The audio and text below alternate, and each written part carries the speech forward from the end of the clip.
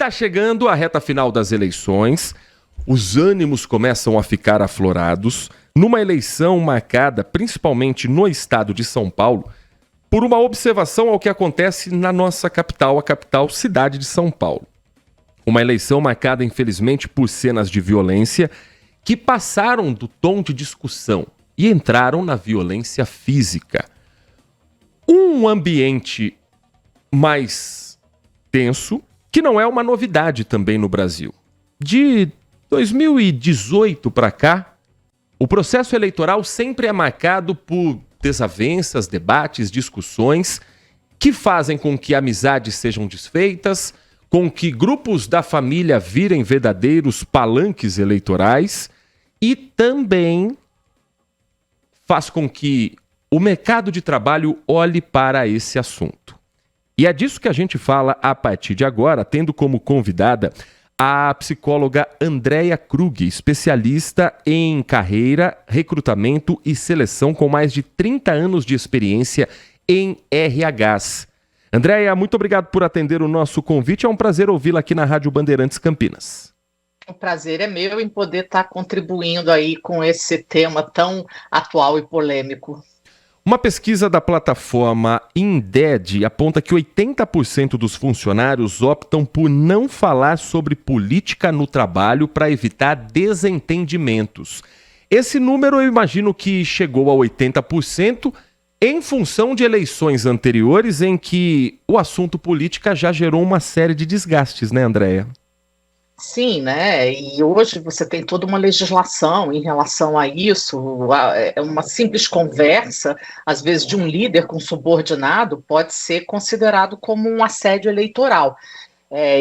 Numa eleição passada, se não estou enganada, para presidente da República, que foi concomitante com a própria Copa do Mundo, e o jogo era no meio do expediente. Uma empresa de uma amiga que eu conheço passou um e-mail convidando todos os colaboradores para assistirem juntos, né, que faria uma pausa, que a empresa daria pipoca, pizza e refrigerante, e convidou as pessoas, pode vir com a camisa do seu time. Isso foi interpretado por alguns colaboradores, por alguns funcionários, como sendo algo mais para um candidato do que para outro, e houve denúncia e a pessoa responsável pelo RH teve que responder por isso perante a justiça.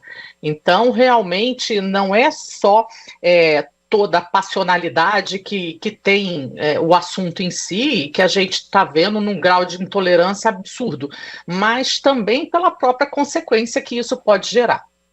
Qual é o limite de uma empresa entre incentivar que as pessoas falem de uma maneira educada, obviamente, de uma maneira republicana sobre política, não deixar a democracia perder essa essência de ser uma conversa de corredor, de ser uma conversa de horário de almoço, e não transformar o ambiente de trabalho também num palanque?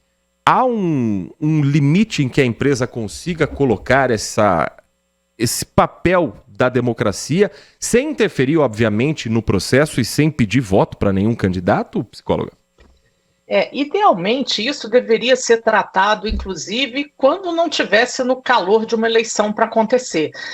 Seria ótimo que as empresas pudessem discutir, pelo aspecto da filosofia, da antropologia, que fosse o que é democracia, o que é república, o que é ética, e valores tão intensos e que não são mais discutidos. Eles geram hoje briga, eles geram hoje nós e eles, há um confronto e não um conflito de ideias que é completamente diferente.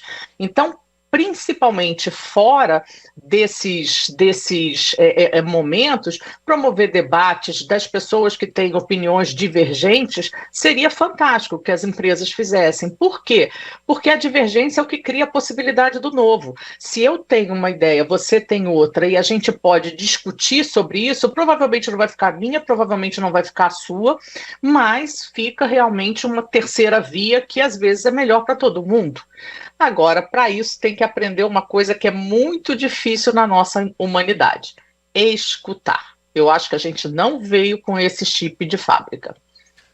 Nós estamos conversando com a psicóloga Andréia Krug, especialista em carreira, recrutamento e seleção, mais de 30 anos de experiência em RHs, falando sobre o ambiente de trabalho num período eleitoral. Agora, Andréia, com relação às redes sociais, claro que a empresa, muitas vezes, ela vai tentar evitar que uma marca, principalmente, esteja associada a determinado viés político. Embora a gente tenha visto, principalmente nas eleições de 2022, algumas empresas assumindo publicamente o seu lado político. Mas e o funcionário? Ele pode utilizar as suas ferramentas para a divulgação de candidatos? Isso, de alguma forma, a empresa pode tentar frear? Olha, não use seu Instagram, seu Facebook para fazer campanha. Como é que fica essa relação do que é pessoal e do que é um funcionário também levar a cara da empresa para o seu próprio perfil pessoal? Né? Essa relação cada vez é mais próxima. Eu costumo brincar que quando você entra por uma catraca da empresa, seja ela física, seja ela virtual, não tem uma máquina de descontaminação do meio ambiente. Então você entra e você sai com tudo que você é ou deixa de ser. É muito polêmico esse ponto, né? A rede social é minha, então a empresa ela não pode exigir que eu não faça determinadas publicações. Agora, no mundo dos adultos, a gente é responsável pelas nossas escolhas. Então, as pessoas que assumem uma posição política nas redes sociais, elas vão ter que arcar com isso. Pode ser que o coleguinha veja, pode ser que o coleguinha na segunda-feira queira arrumar uma discussão mais acalorada. Então, tem que saber lidar com isso. No ambiente de trabalho, isso não é saudável. Aliás, eu acho que discussão acalorada não é saudável em canto algum, né? Eu acho, não, tenho certeza disso. Quanto mais no ambiente de trabalho. Então, se você coloca, né, qual é a sua posição com muita veemência, com muita amor, calor e paixão, você vai ter consequências disso. Você está pronto para lidar com isso? Se te chamarem para briga, você vai saber sair fora ou você vai sair por aí como uns e outros enfiando a mão? Nós estamos conversando com Andréia Krug, psicóloga especialista em carreira, recrutamento e seleção.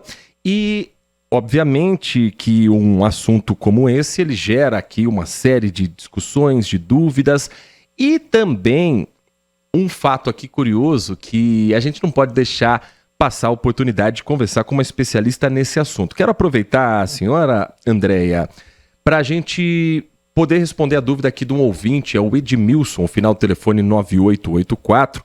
Oi, Heitor. Aproveite e pergunte o que uma entrevistadora espera de um candidato à vaga de emprego. O que devo colocar a respeito da sua própria história, tanto no meu currículo quanto oralmente? E essa pergunta do Edmilson certamente tem muita gente se fazendo também. Não poderíamos deixar passar a oportunidade de conversar com alguém experiente nesse assunto, Andréia. E respondo com o maior prazer, porque poder contribuir de alguma forma para alguém que está na busca de uma nova posição é uma coisa que me deixa muito contente. O que o entrevistador ele busca e ele quer ver são as suas realizações.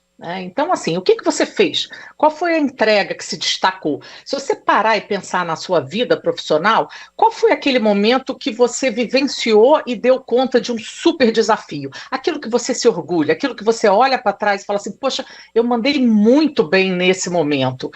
Isso é a tua pedra, isso é o teu diamante, isso é o que você tem que mostrar, seja no seu currículo, seja na hora que oralmente você está fazendo uma entrevista. Então, não tem problema, por exemplo, você usar verbos da primeira pessoa. Muita gente acha que isso pode parecer arrogante, muito pelo contrário. O que o entrevistador quer saber é qual foi a sua participação dentro desse contexto.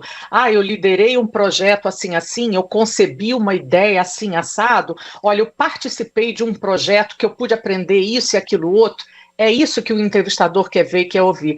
Não é aquela relação de tarefas que normalmente a gente coloca nos currículos. Sei mexer com isso, aquilo outro, já trabalhei com isso e aquilo outro. Não é isso. Não é tarefa, é realização. Andréia, muito obrigado pela sua atenção com o nosso ouvinte. Foi muito bom esse papo de assuntos tão importantes e temas tão atuais aqui na nossa realidade. Espaço sempre aberto para falarmos sobre o ambiente de trabalho, o mercado como um todo. E a Rádio Bandeirantes sempre tem esse espaço e foi muito bom ouvi-la aqui hoje, nessa quarta-feira. Eu que agradeço, Heitor. Um prazer poder contribuir aí com essa discussão. A gente precisa discutir mais.